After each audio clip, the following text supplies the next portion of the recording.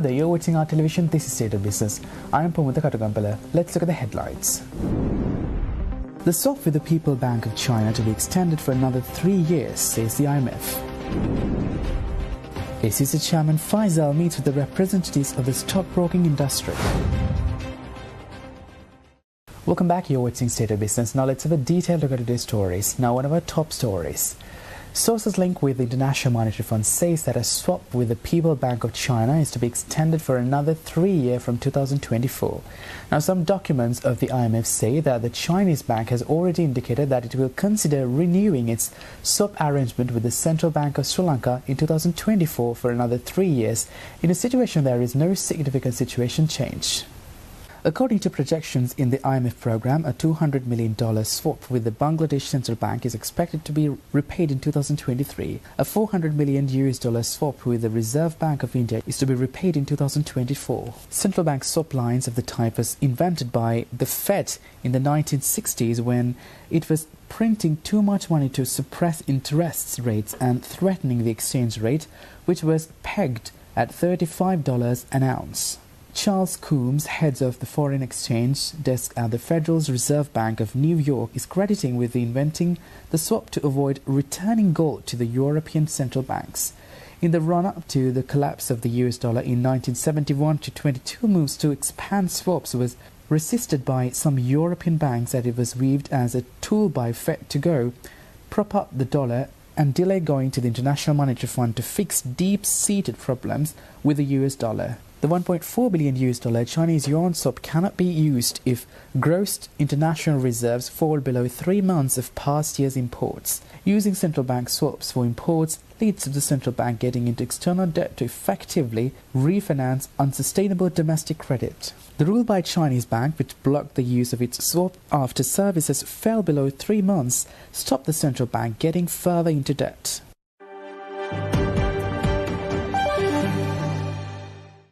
Now, Sri Lanka's fisheries industry is gradually recovering from the last year's shock as currency stability returns, followed by the continued fuel supply for boats to operate. In 2022, the fishing industry was hit by diesel and kerosene shortages as forex shortages intensified in the wake of unsuccessful fiscal management. An official from the Department of Fisheries said Sri Lanka's rupee, which fell to 360 to 370 to the US dollar, is now around 320 to 330 to the US dollar, and that should be used lucratively. He explained that at present they have a good season for the industry because fish are available and engine oil is also available. The officials asserted that as there are no shortages of fuel these days, the prices of fish have dropped significantly. Along with the fishing being restored, the ministry has also focused more on exporting sea cucumbers.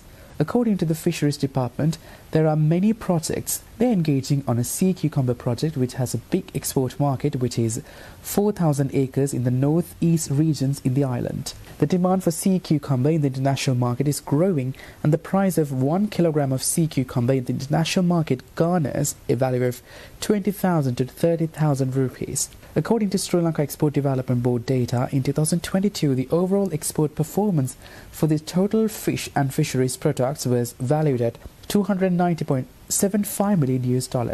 According to Sri Lanka Export Development Board data, in 2022, the overall export performance for the total fish and fisheries products was valued at $290.75 million.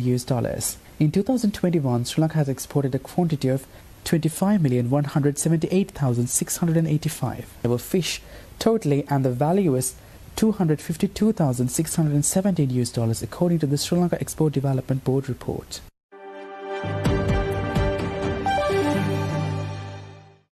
Meanwhile, the Indian Council for Cultural Relations proposes to set up Sinhala and Hindi language departments in Indian and Sri Lankan universities.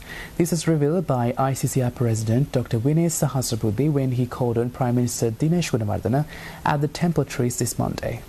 President of the Indian Council for Cultural Relations, Dr. Vinay Sahasrabudhe, has proposed to set up Sinhala and Hindi departments in several Indian and Sri Lankan universities. He also proposed to increase the number of ICCR scholarships for Buddhist studies. The Prime Minister thanked ICCR President on granting hundreds of scholarships to Sri Lankan students, musicians, artists, and sponsoring cultural and musical exchanges between the two countries over the years. He said the ICCR's programs for youth leadership training were of immense use to enhance leadership skills of young professionals and parliamentarians. Premier Gunawardena requested the ICCR president to make arrangements for exchange programs for crafts artisans so that they could learn from new innovative craft skills developed by artisans in the two countries. Dr. Sahasraputhy said he inaugurated the first meeting of Sri Lankan alumni of ICCR to ensure continued interaction between those who benefited from ICCR tradition of enriching skills and academic excellence. He said the students who have studied in India will pursue bright careers in their home country and will also spread the light of education and knowledge tradition in India. He added that ICCR provides a large number of scholarships to students to enable them to pursue education in over 43,000 colleges under over 1,100 universities at undergraduate, postgraduate and doctoral research levels. High Commissioner of India to Sri Lanka Gopal Bagley and Additional Secretaries of Prime Minister's Office Mahinda Gunaratne and Deepa Liyanage also took part in the discussion.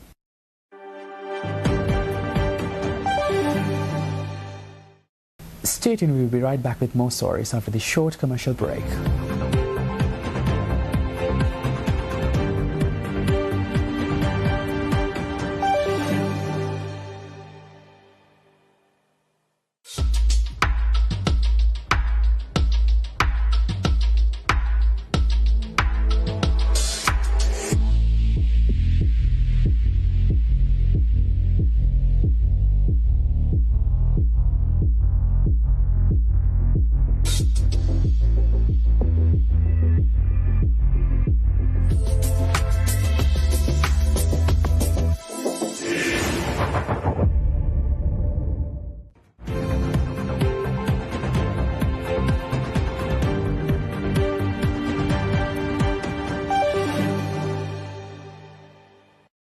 Welcome back here with State of Business.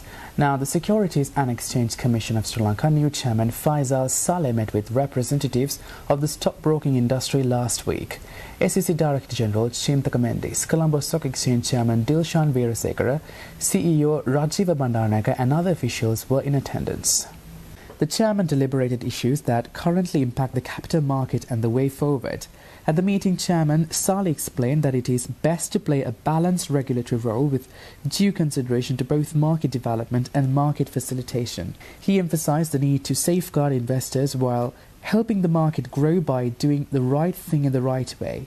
The chairman went on to say that the stockbrokers are the frontliners in the market who engage with clients directly and therefore should act with due responsibility in advising clients and trading on the exchange. During the meeting, the SEC chairman stressed industry participants on their responsibility to safeguard and uphold public interest. Saleh urged the participants to move away from short-termism towards long-term sustainability collectively in order to build investor trust and confidence in the capital markets. In addition, Saleh encouraged the stockbrokers to develop in-house research capabilities to review risk mitigation policies and processes, ensure succession planning, and strengthen the compliance function. He suggested that a compliance officers forum be created to enable exchange of views, best practices, and improve compliance in the markets. The industry participants shared their ideas and suggestions to develop the markets. Listing of identified state-owned enterprises, attraction of captive funds such as pension and retirement funds to the market, and listing of green and blue bonds and infrastructure bonds were given substantial attention. Saleh requested all stakeholders to come together in driving the market in a sustainable and professional manner.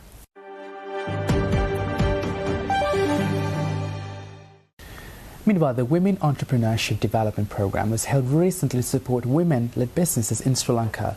The program was organized by the Sri Lanka Export Development Board, focusing on the theme Branding Through Packaging. The Women Entrepreneurship Development Program is aimed at enhancing women's knowledge on product branding and packaging to help them to enter the international market. The EDB collaborated with Slick, a leading company in Sri Lanka packaging industry, to provide valuable insights and guidance to the participants from their expertise in branding and packaging. The program included a knowledge-sharing workshop on branding through packaging for over 60 women entrepreneurs and a competition for export-oriented women-led businesses. 6 elected winners were awarded valuable certificates and gift vouchers for availing printing and packaging solutions for individual awardees. This was aimed at helping the women-led businesses improve their branding and packaging to better compete in the international markets.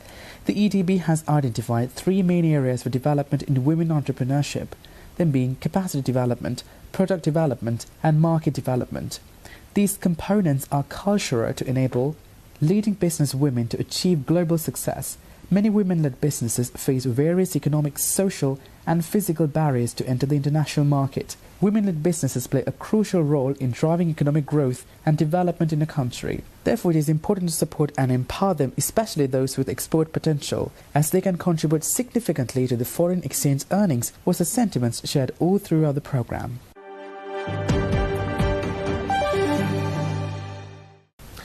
In a statement recently, the National Chamber of Exporters of Sri Lanka applauded the initiatives taken by the country and its people in securing the extended fund facility from the International Monetary Fund.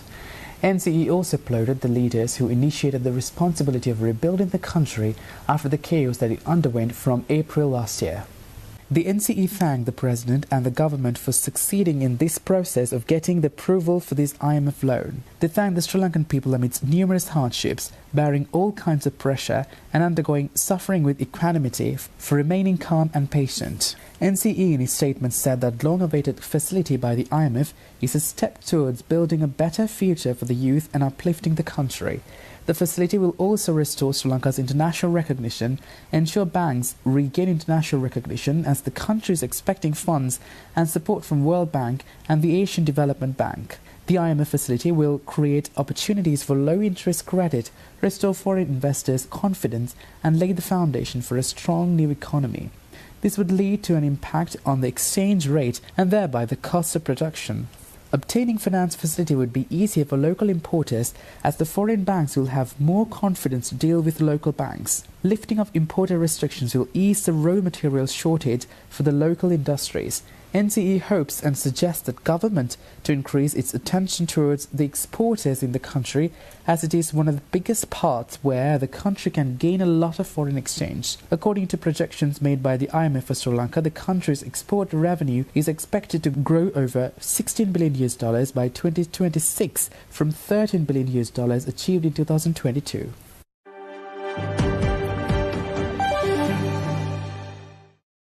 Stay tuned for the stock update.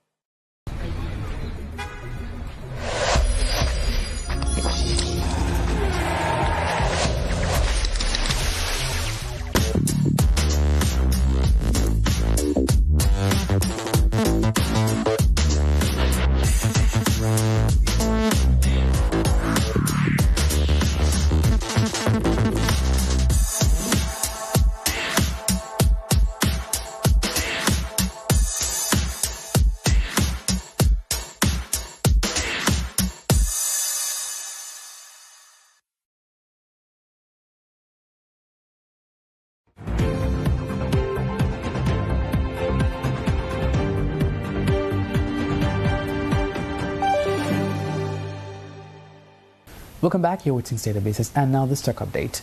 Trading at Colombo Stock Exchange ended on positive notes today.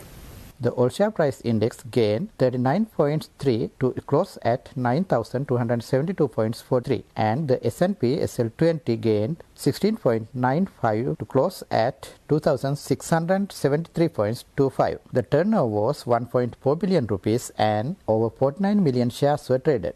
Coming up next are Forex rates.